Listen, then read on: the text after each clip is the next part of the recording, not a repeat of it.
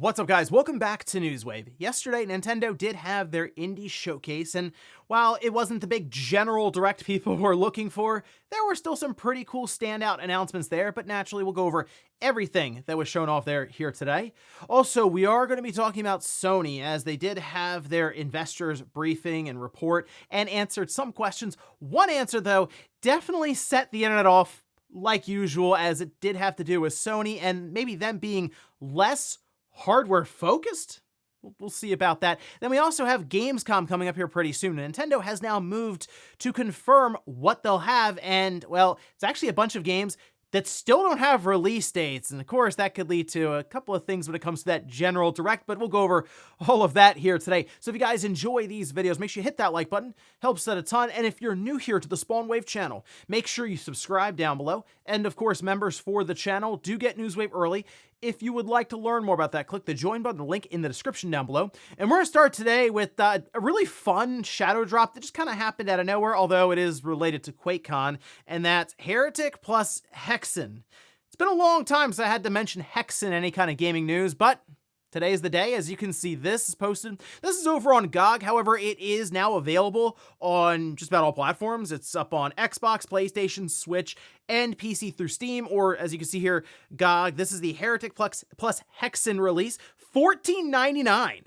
I mean, $15 is very good, but then you look down what you exactly get here with the different Hexen releases, and look at all the enhancements. I mean, while they do say there's 117 campaign maps and 120 deathmatch maps in Heretic Hexen, I mean, they have online cross-platform deathmatch and co-op for up to 16 players, local split-screen deathmatch and co-op for up to 8 players. They also have a bunch of improvements for performance with multi-threaded rendering support up to 4K resolution and 120 FPS, modern controller support, accessibility options. They have quick save and load support, widescreen support, translated in 12 new languages. It has achievements, cloud saves, the whole thing. This is good stuff. All right, now, Hexen, again, kind of bit of an older franchise, really hasn't been around much, but I have wondered what a more modern take, a reboot of something like that would look like. But we have to have people at least be aware of the franchise, especially some of the newer generations. But at $15, it's hard to beat that kind of value. And again, it's available just about everywhere, so go give it a look. Also, we did have another game cancellation coming out of Xbox yesterday. This we can see posted. This is from Jason Schreier on his social media account, saying Xbox is canceling Contraband, announced in 2021 from Avalanche Studios, they did Just Cause, after 4 years of radio silence. Sources tell Bloomberg News this news arrives weeks after a mass layoff in which Xbox canceled several other big titles. Now, Jason Schreier does go on to say that OD, that's the collaboration between Xbox and Hideo Kojima, that's still in development. That's according to a Microsoft spokesperson. Now, we really didn't know much about Contraband. They showed us a very brief announcement trailer for it, and really what was kind of a title card almost for it. That was it. So it's hard for people to get kind of like broken up about it because we just didn't know much. Like, whereas Perfect Dark, it's like, we already know Perfect Dark just from it, like its overall lineage, but then it's like, oh yeah, they showed us gameplay and all kinds of stuff for it, and it was the Initiative, which is their homegrown studio. Who knows what Contraband was really going to end up like. Apparently it's described as kind of an open world, I guess you could say Just Cause like game, but also with heist shooter elements. Again, hard to say exactly what it was, but it's unfortunate. Just another cancellation in what's been just a pile of them coming out of Microsoft over the last month or so. Oh, and it looks like going into Gamescom, we do know when that ROG Xbox Ally handheld, or at least the 2 handhelds, are coming out. This we can see over on D-Labs. They say October 16th is the expected release. Now, we should see pre-orders going live when they do have their event at Gamescom, that being August 20th, starting, they say, at 3 p.m. French time, but we've kind of gone over when the different streams that Microsoft will be holding their events there at Gamescom. But really, when they have the stream that will be showing off their ROG Xbox Ally or Xbox Ally X handhelds, they should have all of that going live, and they'll make the announcement then for October 16th. The thing that's really interesting, though, is they said that the release of the handheld would coincide with the release of Hollow Knight Silksong. So I wonder if that means that Hollow Knight Silksong is also coming out October 16th, and maybe we'll find out about that more at Gamescom. So there's a fun connection for you. We may have also found out the release date for what has become one of the most hyped releases in quite a while. And guys, with some of the quick news out of the way, let's get into the bigger stuff. Let's start right away with that indie showcase from Nintendo. It lasted about 15 minutes, and they did have a number of titles here. I think like 15 or 16 different games or updates. And it did range between Switch 1 and Switch 2. So it was good to see that, yes, some indie developers here did have access to a Switch 2 dev kit, at least, all right? So while we did have a lot going through backwards compatibility, we still had the Switch 2 logo there during the presentation. What we're gonna do here is just go over, I guess, starting from the top here, each game that was announced, which you can see started off strong, by the way. Mina the Hollower. Now we have the release date, October 31st, so coming in there, Halloween.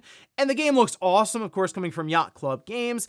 And we do have a demo. Now, here's the cool thing. I did download the demo and check it out. It does have 120 hertz support for the Switch 2, so you can experience that there, I guess, as one of the first games. Although I think there is like a ski hockey game or something that out there that has 120 hertz support, but this is clearly one of the bigger titles that people are looking for right now. So interesting. Definitely check out that demo. Then we have Well Dweller. That's 2026, sort of this Metroidvania style game where you're going through this mysterious trap-filled well. You have Neverway, that's coming out in 2026. Herdling, which, as the name implies, you're herding stuff around. That's October 21st, 2025. Is This Seat Taken? That's August 7th, 2025, so it's out now. Little Kitty Big City. It's getting an update. That's late 2025. It's a free content update, so they have like new photo features and other things when it comes to exploring as a cat. Content warning, which I think was one of the standouts from this indie show. 2026. It's a co-op horror game, and from what I can tell, you go around, you try to film all kinds of crazy stuff happening throughout your adventure, and then you post it online trying to get likes. So basically like real life. You have Ball Pit, which, again, another standout here. So these are two good back-to-back announcements. October 15th for the Switch 1 version, fall 2025 for the Switch 2. Really cool take on Breakout. Now, it's a roguelike, and I have been kind of getting a bit of fatigue around that genre, but I do like how this is inspired by Breakout. I think that's just an awesome classic game, and this looked chaotic. And I think awesome. So I will be checking that one out when it releases. Ultimate Sheep Raccoon, that's winter 2025. Glaciered, which this was another standout, holiday 2025 for the Switch 2.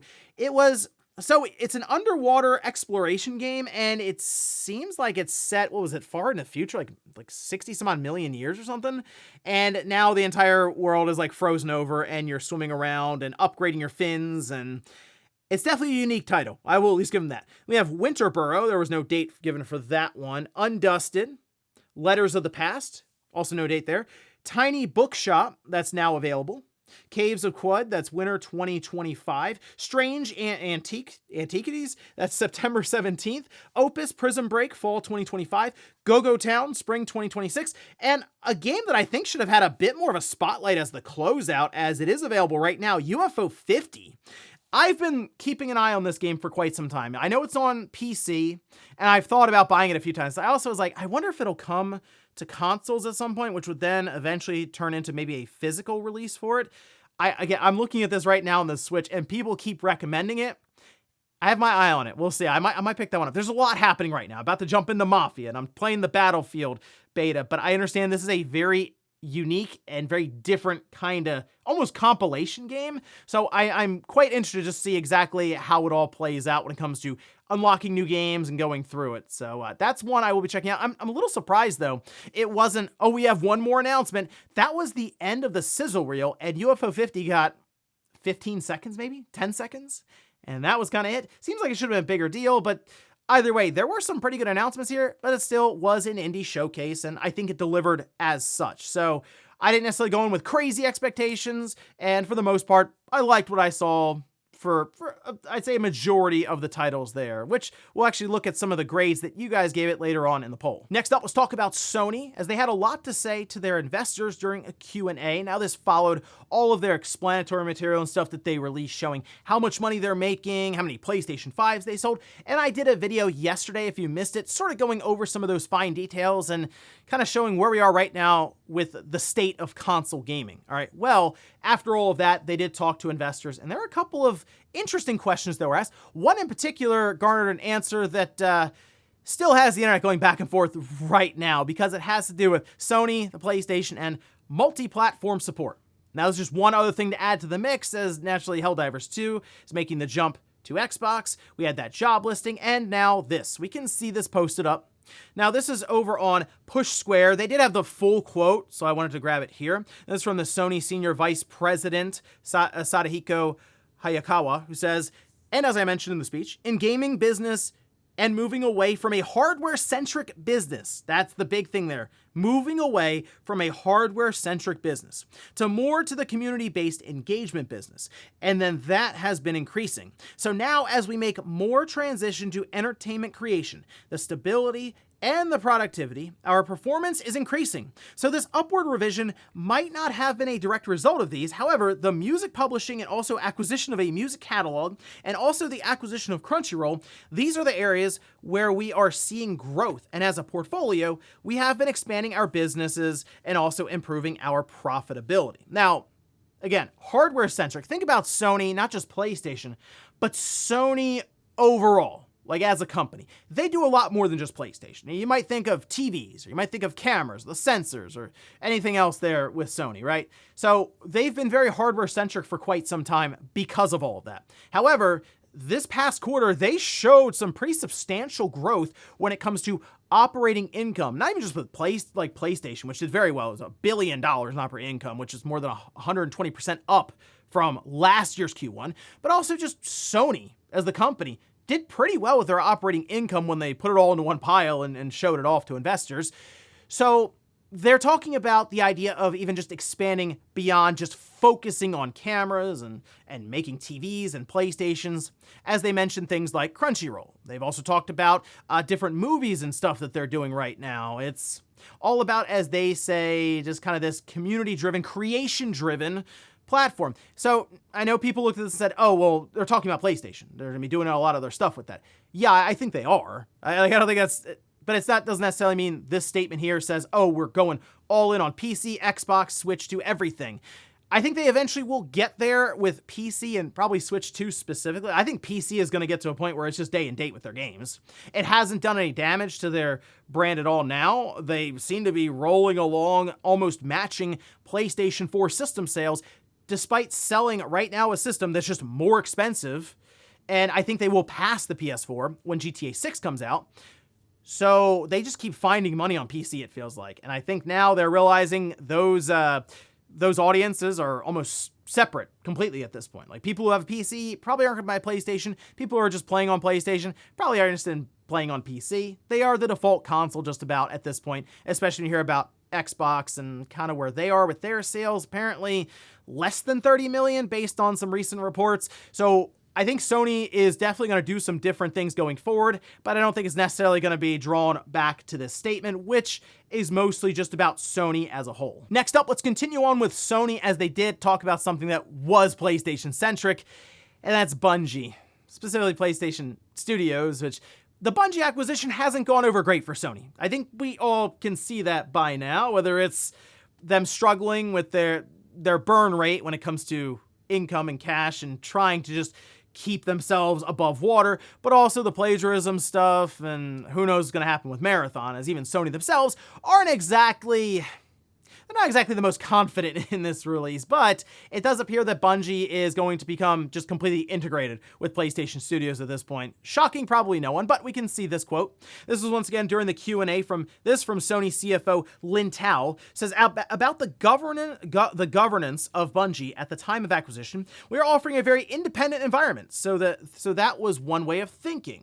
However, thereafter, we have gone through structural reform. Yeah, no kidding. As we announced last year, so this independence is getting tighter, and Bungie is shifting into a role which is becoming more part of PlayStation Studios, and integration is proceeding. So in the long term, if you can see this as an ongoing process, the direction for Bungie is to become part of PlayStation Studios. There it is. So we all figured it would eventually be happening because it didn't look like Bungie was doing a great job on their own. It seemed like they were actually costing Sony quite a bit of money, and that's after the $3 billion or whatever that they ended up paying outright for them. And the idea was, we'll bring them in, they'll stay independent, but they will help us with our live service games, And it turns out Bungie is struggling with their own live service stuff at this point. Again, we'll see what happens with Marathon. Sony, at least the people there who were talking, executives with investors about Marathon, they said, we don't have plans to cancel it, but if we have to, it'll kind of mess with the valuation. The fact that they bring that up, if we have to, it's like, whoa. Okay. It, again, doesn't seem that confident from Sony's angle that Marathon is coming out, but not shocking to hear that they want a tighter leash when it comes to Bungie, to the point where they're just going to bring them in under the PlayStation Studios umbrella. So that independence is, that's out the window at this point. So I assume that'll be just an ongoing process, as they mentioned here. And to me, who knows what's on the other side for Bungie when it comes to Marathon after its release, provided it at least does decent enough. If it ends up being another Concord situation, I don't know what happens to Bungie at that point, because Destiny 2 is just kind of hanging out.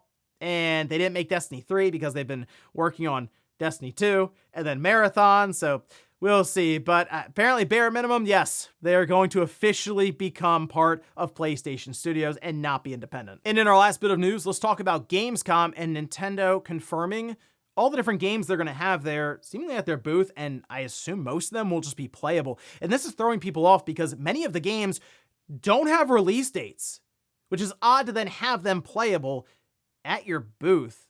But I guess you eventually have to show them off somewhere. In this case, it would be Gamescom. As you can see, this is a graphic that was posted by Nintendo. This will be happening over in Germany starting August 20th. And I mean, you see the lineup. Metroid Prime 4 Beyond, that'll be playable. We have Hollow Knight Silksong that'll be there. Hades 2. Donkey Kong makes sense. I mean, it's out. They're trying to push it more and more as they go along towards the holidays. Pokemon Legends ZA. Okay, that's a good one to have playable there. But then I saw Final Fantasy VII Intergrade and Elden Ring Tarnished Edition. Neither game, once again, have release dates. I know we have Metroid Prime 4 Beyond there. It doesn't have a release date, but we have seen that playable before in the Treehouse. We have not seen Elden Ring or Final Fantasy VII being played somewhere, right? Whether it's a demo unit in the Treehouse, something. So it was very odd for me to see that pop up. I know Hollow Knight Silksong kind of still in that same scenario. However, it was already announced to be at Gamescom with Microsoft, and obviously to make the rounds on a platform with the Switch and the Switch 2 that, I mean, should be massive for them when it comes to Hollow Knight Silksong. But Elden Ring and Final Fantasy VII, this has now brought up the idea that, is there a direct happening before Gamescom? Because it would be weird that the first time we would really see that not only be playable, but maybe even mentioned with a release date would be at Gamescom, just kind of randomly. I guess it could be next week, but that would surprise even me. I figure we would get into maybe the first week of September or the last week of August, but this timing is strange. I will say that. We've had the partner showcase, we've had the Indie World. Maybe the next is General Direct and it's sooner rather than later, but I guess otherwise look towards Gamescom, most likely for footage of things like Elden Ring and Final Fantasy and more Metroid Prime 4, because that might be the next place that we really see Nintendo show up with some stuff to show off for the Switch 2. And before we go to the comment of the day, we'll take a look at the poll that I posted up yesterday, where I ask, give the Indie World a grade. Okay, C is the leading option there at 38%, then B, 30%, then D at 27%. A at 5%, probably a lot of UFO 50 excited people, or maybe for Mina the Hollower, with the demo. I think I'm right there at so again, I go into the indie world with expectations set at a certain level, right? I think a B for me anyway. I'm looking at it like, okay, that was not bad. Now, if this was like a general director partner, I'd be like, wow, that wasn't great. Indie world, though, again, different expectations, different scale almost. The fact that you open with Mina the Hollower with not only a release date, but a demo you can go play right then and there. And then also UFO 50, while it got a very strange closeout because it was part of a sizzle reel in 10 seconds, that also released right away. And I think some of the games there were actually quite interesting looking. So for the most part, yeah, I'd say it probably was one of the better indie world shows that I can remember in quite some time. And we'll finish up with the comment of the day as you're seeing here. This is from Elmo, who says, I don't think a Guitar Hero game today would be nearly the same because the game will be crazily monetized to the extreme. They will literally sell you every song, outfits, emotes, and everything else. So that's the thing that did cross my mind. Are they making a game or are they making a platform? And we've heard that being very distinct from these different companies as to what they're creating. I'd like to think this is going to be a game, but as a studio that's being revived for a genre that's kind of been almost retired for a little while now at this point with the rhythm-based stuff, that might be an easy way to get something greenlit. It's like, we got an idea for a platform that we build on going forward, and then we sell each song, we sell the outfits, and it's free to play, so we can open it up to a bunch of people. So I get why there is some, people are being a little hesitant with this whole thing. It's like, oh, what are they going to go down the path of just microtransactions everywhere? They may do that. Or maybe they do say, you know, we're going to just do a normal release. We'll make the game, we'll sell it, and then we'll move on to the next one. I mean, we kind of got that back in the day. The DLC that would come out was like, Guitar Hero Rocks the 80s, there was like the Beatles Rock Band. Like, that was still DLC, but it was on disc. But it was still like its own thing. You bought it and you could play it, and that was that. So I'd prefer that strategy, but I also understand it's very lucrative to go the other way with it. And ladies and gentlemen, that's going to do it here for Newswave. If you enjoyed this video, guys, hit that like button. If not, hit the dislike. Leave comments down below about everything we talked about here today. If you missed yesterday's Newswave, I'll leave it up here in a card. Or maybe you want to hear more about Nintendo or Sony with some of the sales that are happening right now with the Switch 2 and the PlayStation 5 and sort of the state of console gaming currently. I'll leave that right below it. Thanks, guys, for watching. Have a great weekend. I'll see you back here Monday morning, 8 a.m. Eastern Time for Newswave.